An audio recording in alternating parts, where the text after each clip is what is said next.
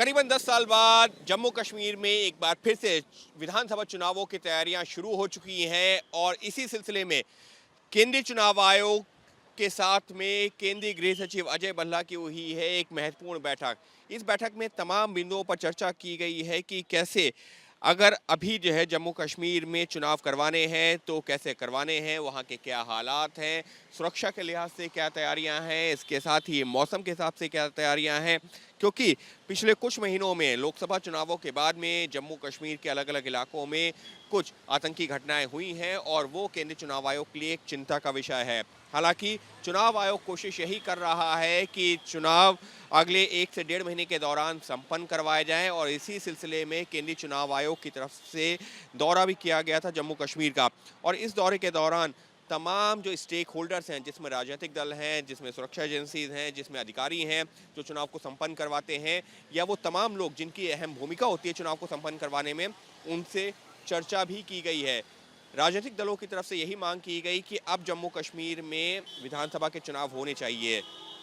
क्योंकि अनुच्छेद 370 के खात्मे के बाद से जब से राज्य का दर्जा गया है यूनियन टेरिटरी यानी कि केंद्र शासित प्रदेश बना जम्मू कश्मीर, उससे पहले से यहाँ पर चुनाव नहीं हो पाए थे और जो चुनाव होने थे तो उस दौरान 370 का खात्मा किया गया। फिर वहाँ के ऐसे हालात नहीं थे, कई सालों तक ये जो है इसी वजह से टलता रहा। मामला सुप्रीम कोर्ट में पहुँचा। सुप्रीम कोर्ट ने भी चुनाव आयोग को निर्देश दिया कि 30 सितंबर तक ये जो है चुनाव संपन्न करवाया जाए, इस तरीके का निर्देश दिया गया है केंद्रीय चुनाव आयोग को। ऐसे में केंद्रीय चुनाव आयोग ने पहले अभी लोकसभा चुनाव वहां पर करवाए और वो जो है शांतिपूर्वक माहौल में निपटे, ऐतिहासिक मतदान हुआ। उसके बाद में एक उम्मीद ज़रूर जगी कि अब यहाँ पर विधानसभा चुनाव भी करवाए जा सकते हैं और उसी को ध्यान में रखते हुए अगस्त के पहले हफ्ते में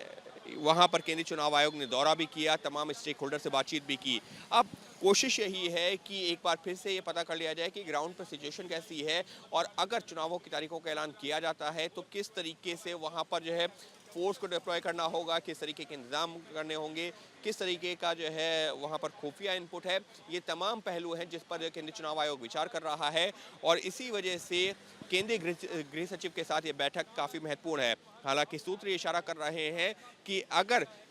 केंद्र सरकार या केंद्रीय गृह सचिव गृह मंत्रालय की तरफ से भरोसा दिया जाता है, जो इनपुट है, खुफिया इनपुट है, वो अगर जो है क्लियर होता है तो फिर काफ़ी हद तक मुमकिन है कि अगले हफ्ते यानी कि 25 अगस्त से पहले पहले चुनावों की तारीखों का ऐलान कर दे चुनाव आयोग। लेकिन अभी भी कुछ ऐसे पहलू हैं जिसको लेकर के चुनाव आयोग जो है कोताही नहीं बरतना चाहता, कहीं से चूक नहीं होनी चाहिए, क्योंकि चुनाव को संपन्न करवाना तो प्राथमिकता है ही, लेकिन उसके साथ में ये भी प्राथमिकता है कि चुनाव अच्छे माहौल में संपन्न हो। और पिछले कुछ वक्त में जिस तरीके से हिंसा की घटनाएं हुई हैं, केंद्रीय चुनाव आयोग के लिए वो एक अहम फैक्टर है चुनावों की तारीखों का ऐलान करने से पहले। और उसी चीज़ पर ध्यान में रखते हुए तमाम जो है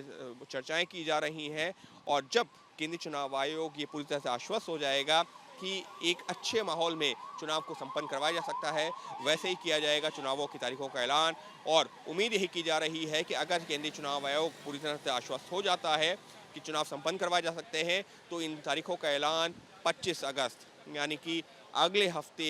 में किया जा सकता है। सहयोगी कैमरा पर्सन भूपेंद्र रावत के साथ अंकित गुप्ता, एबीपी न्यूज़, दिल्ली।